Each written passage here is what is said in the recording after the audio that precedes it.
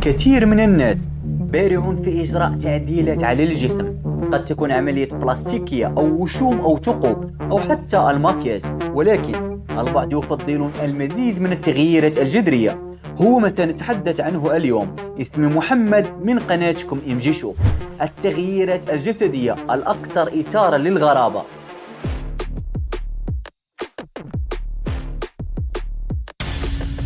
هذه هي ماريا هوزي كريستيرنا، هي فنانة مكسيكية وتطوادورة التي أصبحت معروفة تماما بعد مشاركتها في كتاب جينيز واعتبارها المرأة الأكثر تغيرا في الجسم في جميع أنحاء أمريكا بسبب الخصائص الجسدية التي اكتسبتها مع التحول. كانت تلقب بالمرأة مصاصة الدماء، وكان هناك الكثير من التغييرات في جسدها ووجهها. من الصعب حتى تخيل ما كانت عليه قبل كل هذا. صورة قديمة للفتاة تظهر أنها كانت تحب الأقراط وبيرسينج، ولكن مظهرها كان شائعا جدا. جاءت الرغبة في التغيير بعد أن عانت من عدة مشاكل مع زوجها السابق لمدة 10 أعوام، سنوات من حياتها. بدأت بالقيام بالوشم، وكشفت أنها رأت أنه علاج، وانتهى بها الأمر إلى الإدمان على الوشم شيئا فشيئا، حيث أصبحت التغييرات أكثر جذرية وأصبح وجهها أكثر وضوحا. أصبحت معروفة أكثر فأكثر، فقد وضعت على حاجبيها الكثير من البيرسينج، عدة شخصيات بأحجام مختلفة، بالإضافة إلى زرع قرون وأنياب من التيتانيوم. وفقا للمرأة، كل تغيير في جسدها يمثل كفاحا ضد العنف ضد المرأة، وهذا أكسبها العديد من المؤيدين والمعجبين. شخص آخر كان أيضا مشهورا جدا بعد مشاركته في كتاب جينيز هو توماس وولريتش، الرجل الإنجليزي الذي كان يعتبر الرجل الأكثر وشما في العالم في عام 2002.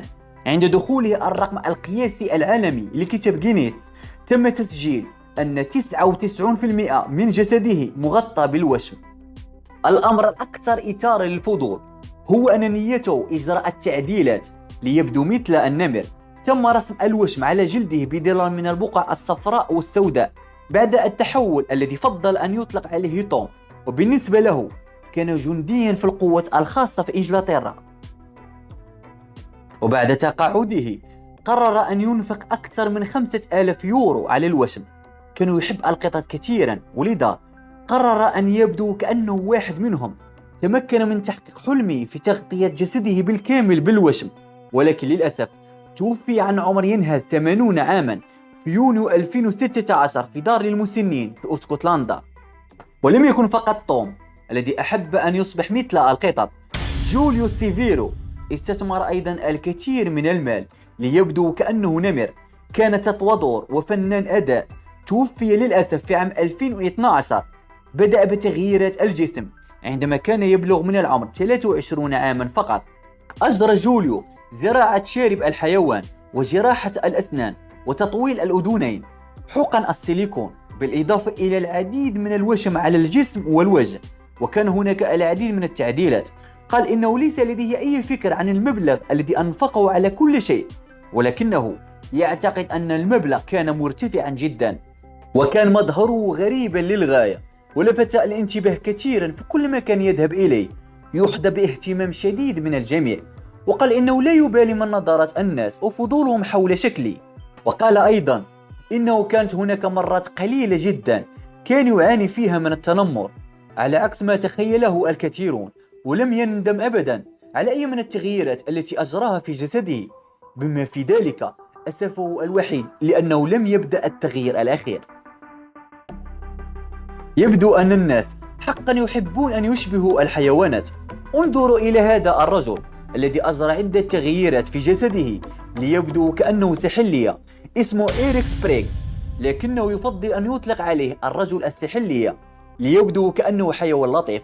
قام بوشم 70% من جسده مثل القشر باللون الأخضر، وزرع قرون تيفلون على حاجبيه، وصقل أسنانه لتغيير الشكل الطبيعي. أجرى عملية للحصول على لسان مثل السحلية، بالإضافة إلى وضع بيرسينج.